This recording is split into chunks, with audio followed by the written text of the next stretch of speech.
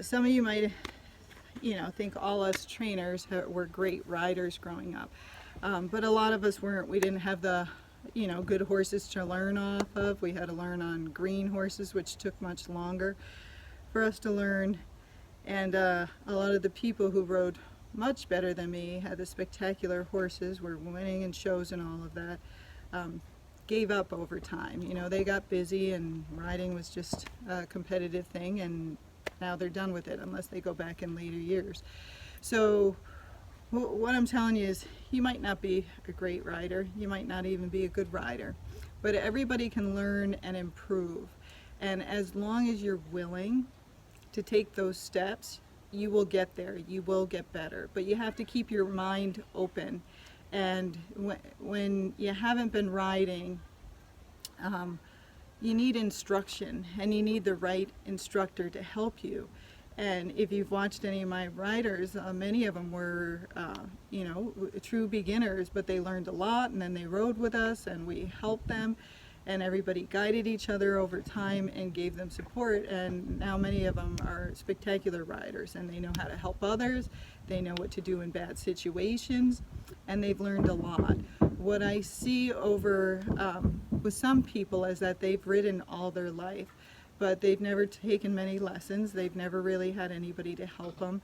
They have their own ideas what's right and wrong, and sometimes those ideas are not exactly right. And in the end, it makes it much harder for them to get any better. And especially with these gaited horses, a lot of people don't want to touch their mouse. They want to ride them on a loose floppy rein. They want to let them just do whatever gait they want to do. But that's kind of like taking a child and not giving them any support, not giving them any rules, not showing them how to do it correctly. And in the end, you're only hurting the horse. You're not helping him, because if something happens to you, and people always say, oh, nothing could happen. Well, with this COVID thing, it could happen to any of us.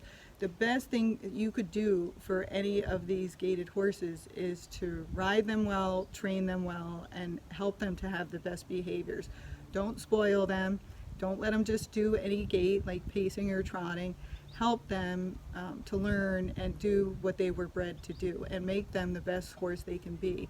So if something does happen, everybody will be lined up wanting that horse and to give them a good home. But nobody wants a bad horse, and most people don't want a gaited horse that just paces or trots. Otherwise they'll just get a trotting horse. As you go through the process of what you're doing with your horse every day, and I know many of you are very sensitive and don't want to do anything to hurt the horse.